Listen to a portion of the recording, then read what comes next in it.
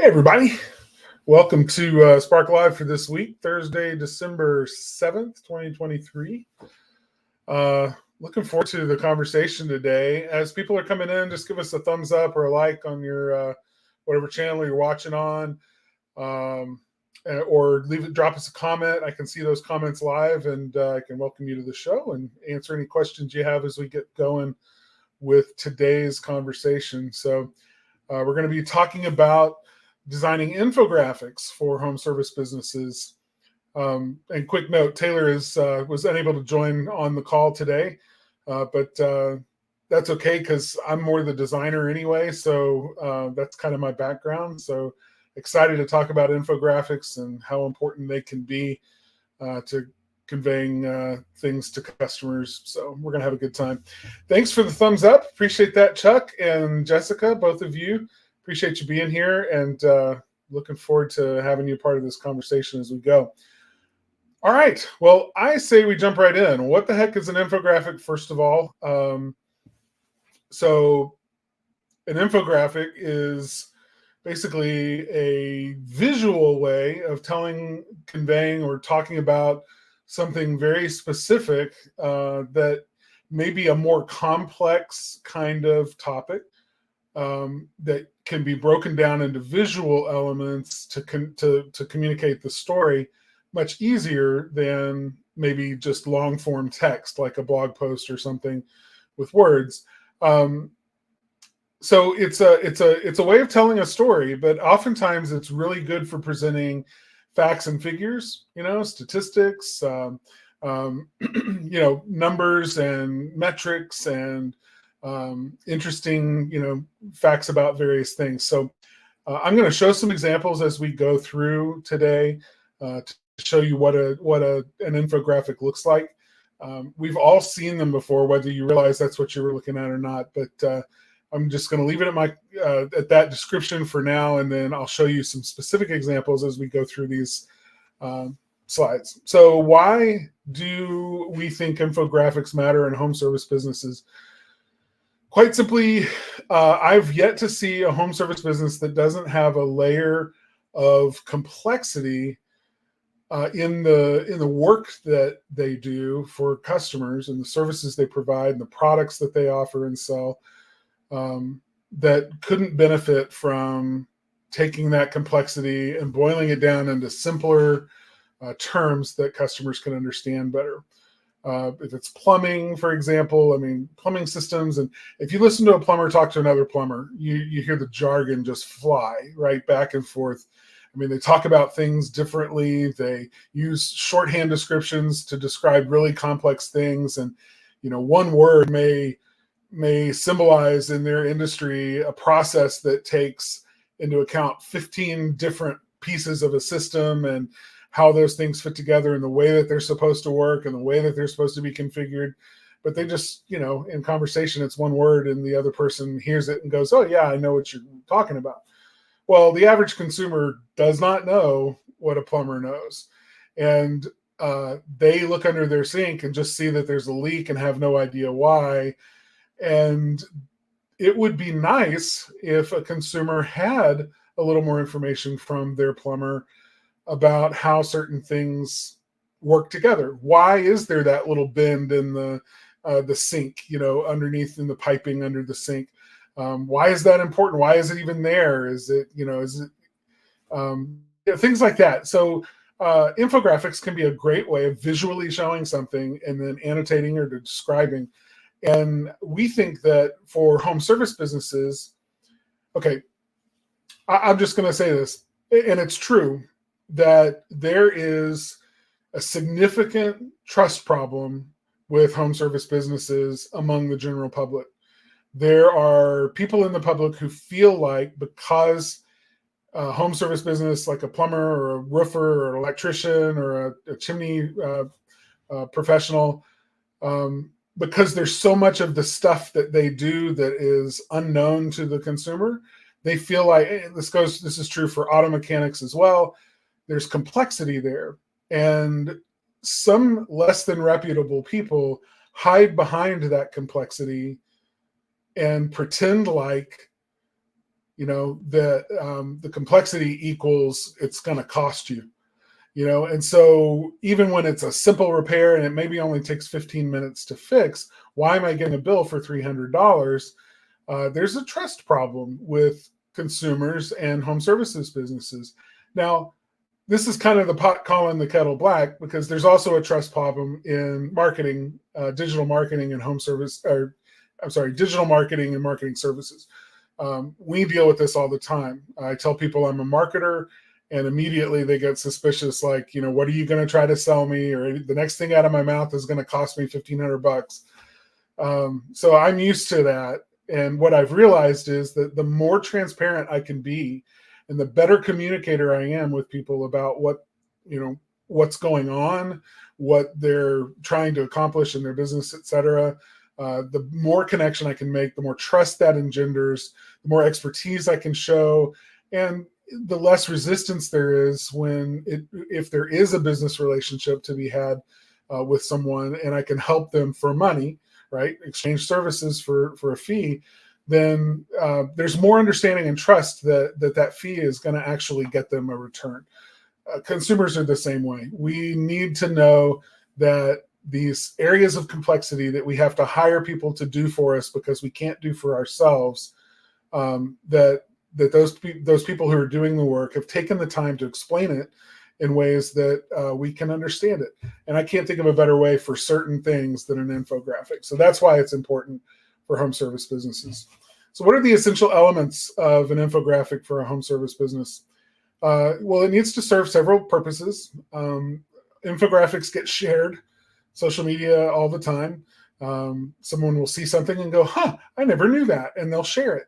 So it's a great way of getting attention to your business. So you always want to make sure that one of the elements that's essential on your infographic is your brand, logo, and contact information down at the very bottom or top right corner or wherever you want to put it in that infographic, so that if it is shared out there, that people will immediately be able to see who put that information out and be able to contact you. So that's one essential element. I will say that I have seen infographics, and I'm going to show you some examples, and they run the gamut in terms of look and feel, design, and style. Some of them use cute little, cartoony kinds of graphics. Others use images and pictures. Some use diagrams that are highly technical. So there's no real right or wrong way to structure your infographic, but you need to choose the style and the elements to include in it that do the job you need it to do, right? So if we're going to be talking about something, that is highly technical, then it would be appropriate to include a technical drawing or something, and then illustrate the parts of that technical thing so that people have a better understanding. But it may not be necessary for something that doesn't require that level of technical, visuals. Let me just check in here with comments. I apologize. I'm running all the things today. I'm kind of the guy behind the screen in the Wizard of Oz, so I'm pulling levers and pushing buttons, trying to get it all done. Chuck says, commerce starts with communication that reaches the customer on their level and works with building trust, showing empathy for the wants or needs of the customer. Yes, absolutely agree with that wholeheartedly. Commerce is, if it's anything else, if it's any other kind of transaction that's happening that isn't built on trust, then likely it has to do with taxes or extortion. Okay. And maybe those two things are the same. Anyway. So yeah, commerce is a willing exchange of, hey, I need something done, and someone can do that for me, and I trust this person to do that at a fair price. Absolutely built on trust. Good point. Thank you.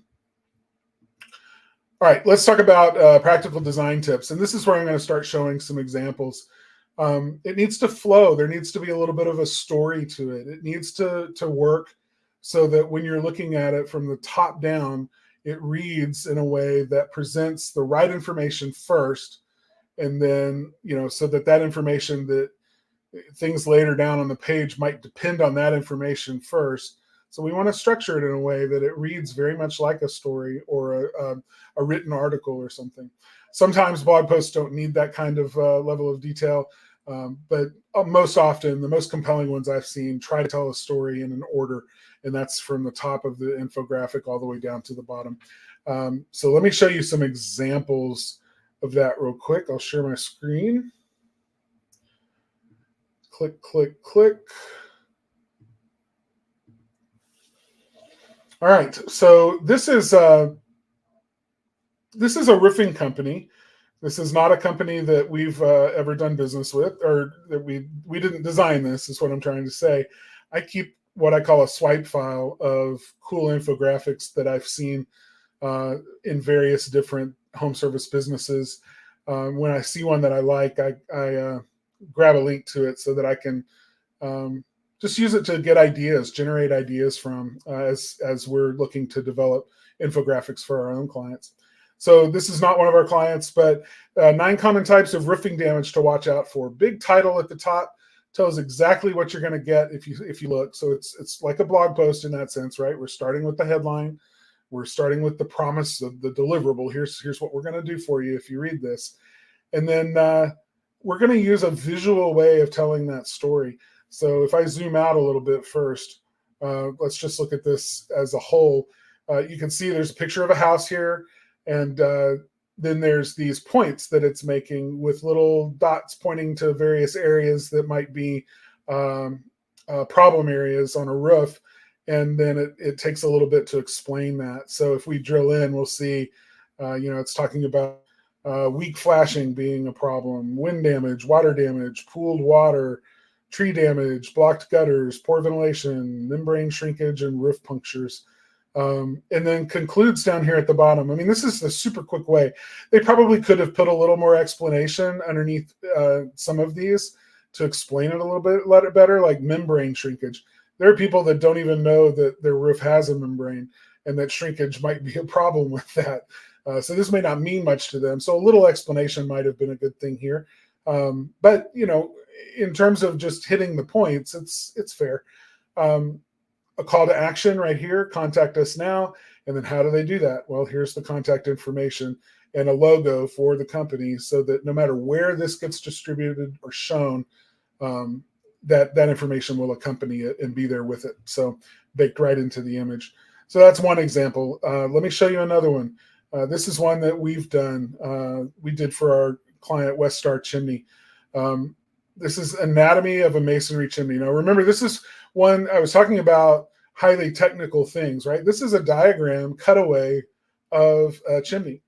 And we're talking about the various anatomy, the pieces of this chimney, and we're calling out what those are all the way down, showing where those things are. We're not talking about necessarily, where it makes sense to explain, we're giving a little bit of a additional explanation so that it helps people understand it a little bit better. But we're not doing a whole lot to talk about problems here. We're not telling a story in the sense of, remember we've talked about in the past in storytelling in a previous live stream, you want to start with the beginning, what the problem was, what we saw, how we fixed it, and then what the final result of that was. That's the story, the typical story arc. Well, this isn't really telling a story, but it's answering some real common, frequently, these aren't even necessarily questions, but it's just, these are parts of a system that most homeowners have never even considered. They have never even looked up into their flue or smoke chamber to see what all's up there and how it works. And they may not understand the physics of it at all, but it's going to impact what, everything about the service call and the estimate that you provide and the price of that estimate. And, so understanding these things, who thinks that might be useful for a customer to have a better understanding of all of the moving pieces of something that you're now telling them needs to be replaced or fixed or repaired. So, this helps to do that. And I like this one. Again, We start at the top with, here's what you're going to get: anatomy of a masonry chimney. We've got a logo here for the company, as well as down at the bottom, and then their contact information so that they can be contacted immediately. This is a good example of a technical one. I'll show you a plumbing one here. This one's kind of long, but I just really liked it. This is a great example of a storytelling infographic. Okay, so a brief history of plumbing. This isn't even necessarily trying to solve a problem or describe to a customer all the moving pieces of their plumbing under their sink. This is more just for infotainment. I mean, it's really meant to just educate people about a subject that they may never have thought about before, but it's related to their business, to the plumbing company who put this out. And it's just a great way. I love the way that this flows. Now, remember, we talked about certain information at the top, and it flows through and kind of tells a story. So this one is a timeline, and it starts in ancient Rome in 800 BC, and we're following this pipe down through to the Roman Emperor Nero. We're talking about Sir John Harrington in 1596 and what he did to revolutionize plumbing. King Louis the 14th, 1684. And these cute little graphics, they all fit together. This looks really beautiful. And then Haussmann and what he did in 1853, awareness, so increased awareness in the 1920s. Finally, plastic pipes in 1940, and then modern plumbing technologies in 2019, such as on-demand water heaters, etc. But you get the idea. This is like really cool. It's neat to see the progression of things and realize that man, I mean, a lot has gone into plumbing since like ancient times, and plumbing is really responsible for civilization. I mean, without successful plumbing, civilization wouldn't exist. I mean, we'd be wiped out by plagues every 20 to 30 years, and our cities would never be able to prosper the way that they have with indoor plumbing and plumbing safe practices and products and services and techniques that remove waste from living areas successfully and don't let that waste mix with water, groundwater and things like that. So, it's super practical, but it's also very entertaining. So I love this one. This is one of my favorites. I talk about this one a lot when it comes to how you can use an infographic to tell a story. Finally, let me show you one more that we've done. This was for our client Owen's Chimney in North Carolina. We did this one years and years ago with a designer that we used to work with. What firewood should I buy? So immediately we're starting with one of those questions. It's a frequently asked question that customers have. You've heard us talk before about the concept of they ask and you answer. The common questions that customers have should be the exact things that you use to create your content, because when you answer those, it creates all sorts of trust and goodwill. So this particular one, let me just enlarge it too. We're talking about so a title at the top again, setting some expectations, showing how much water green wood has versus seasoned wood, so that you understand a little bit about what you're looking for and what the problem might be with using green wood. It talks here about the problem of using freshly cut wood and why well-seasoned wood is so much better. Recommended firewood BTUs per cord. So we're hitting with a little bit of technical stuff here, but we're doing it in a way that becomes really easy to understand. We're showing different hardwood choices in the West versus the East, and showing what their GPUs. Can you tell I'm a graphic designer and not a BTUs are per kind of wood here, so that people have a comparison. Some people love this kind of comparison, statistics and numbers.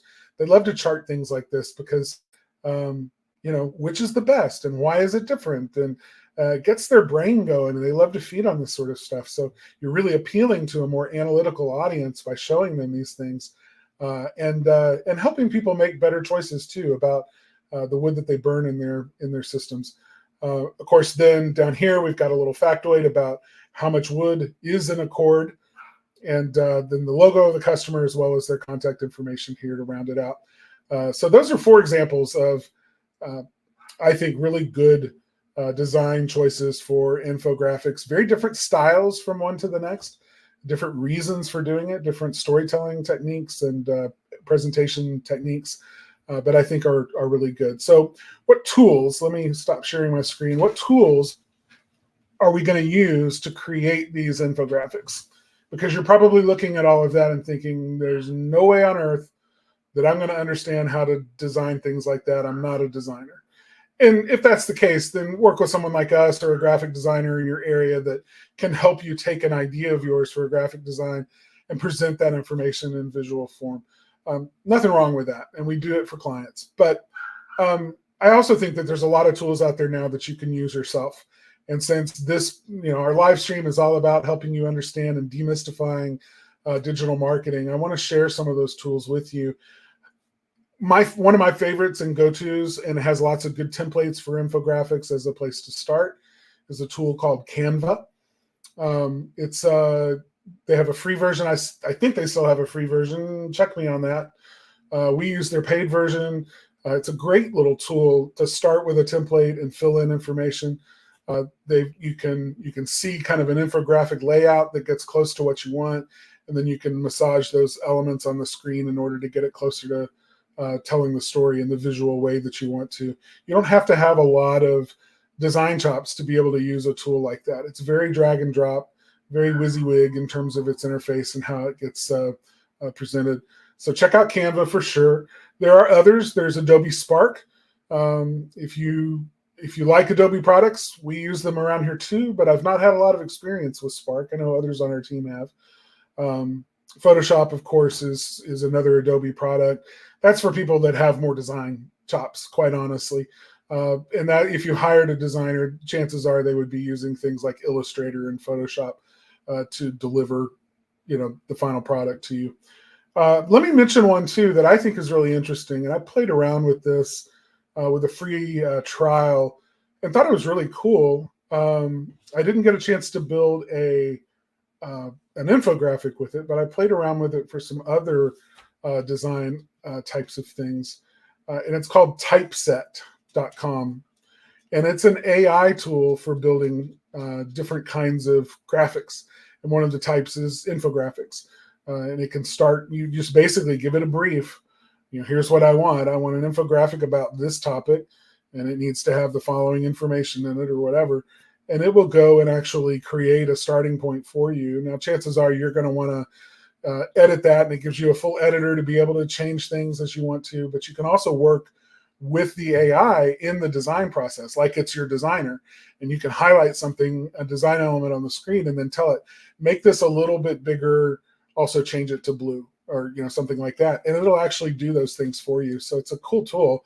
So you don't even have to know how to use the interface, except for the part where you just plug in and type in the changes and things that you want to make.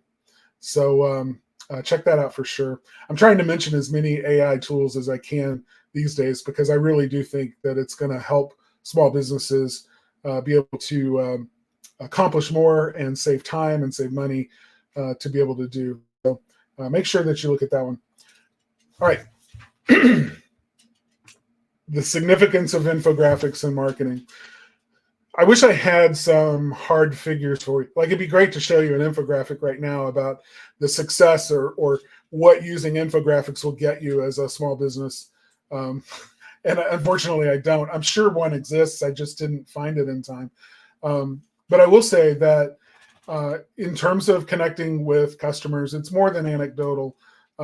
It's certainly a good percentage of customers who view an infographic walk away from that having felt like the person that shared that information must be an expert.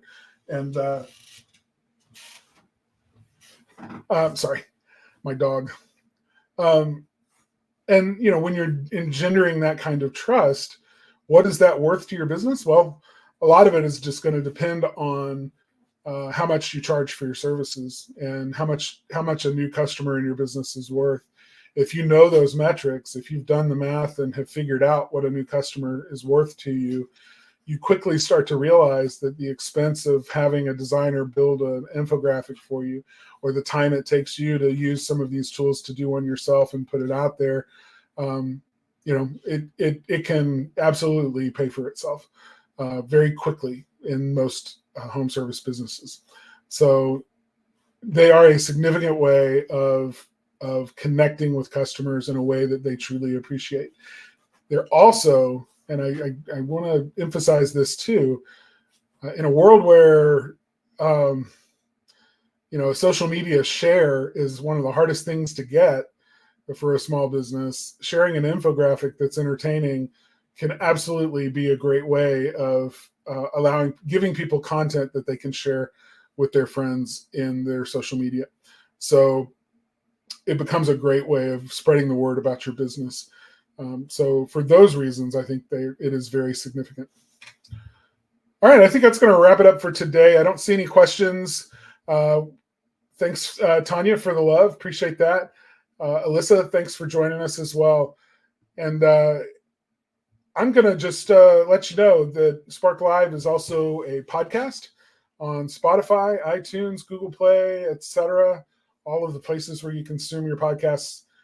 Make sure you like us in those places as well. We'd love it if you'd take the time to leave us a review on those platforms, just to share and let other people know that we're out there doing this content for small home service businesses. And I appreciate you helping us get the love out there. So next week, we are going to be talking about developing a content marketing plan. So we've been talking about some of the specific things like storytelling. We've been talking about things like design and visual storytelling using infographics. Now we're going to start talking about like big picture again, right? Zooming out from some of the tactics to talking about the overall strategy, the plan for your marketing using content to drive it. And so that's going to be a good conversation. Hopefully Taylor will be back for that one. And we look forward to it. Thanks everybody for joining us today. And hope you enjoy your weekend. Thanks.